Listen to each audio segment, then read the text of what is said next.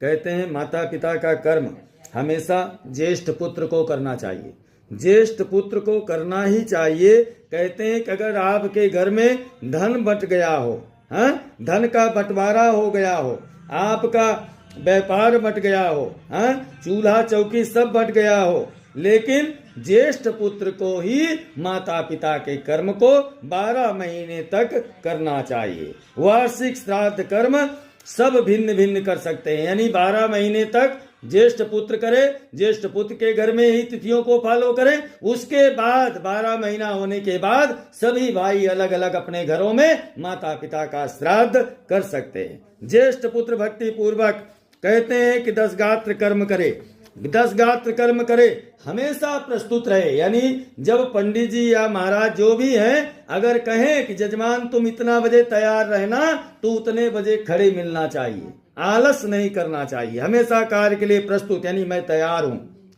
कहते हैं बड़े बेटे के लिए क्या है नियम, क्या है इस 10 दिन में कैसे रहना चाहिए।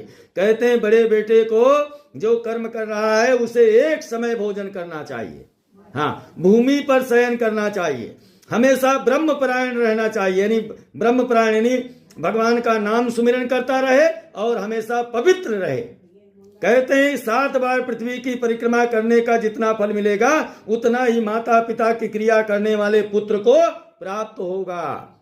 प्रेत क्रिया 10 गात्र से लेकर 12 मास तक श्राद्ध आदि कर्म करने से पुत्र को गया के श्राद्ध के फल को पाता है। यानी जो लोग गया में जाकर के पिंडदान आदि करते हैं, अगर कोई पुत्र माता पिता का कर्म 12 महीने तक निभा ले जाता है, कर ले जाता है, तो उसे गया जाने का पुण्य फल घर में ही प्राप्त हो जाता है। 10 गात्र कर्म कहाँ पर करें? कहते हैं कि जहां पर नदी हो, कुआं हो, तालाब हो, बाग बगीचा हो और मंदिर का बड़ा प्रांगण हो, ऐसे स्थान पर हमें जाकर के पिंडदान करना चाहिए। पवित्र होकर किसी पेड़ के नीचे दक्षिण विमुख, यानी दक्षिण की दिशा की ओर मुंह करके बैठ जाएं।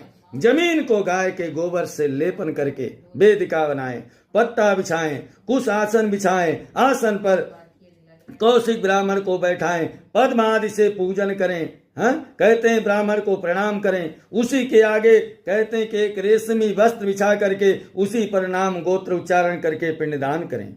पिंड जो है किस अन्न का होना चाहिए? यहाँ पर शास्त्र में कहते हैं कि पिंड 2 प्रकार के अन्न का ले सकते हैं हम लोग।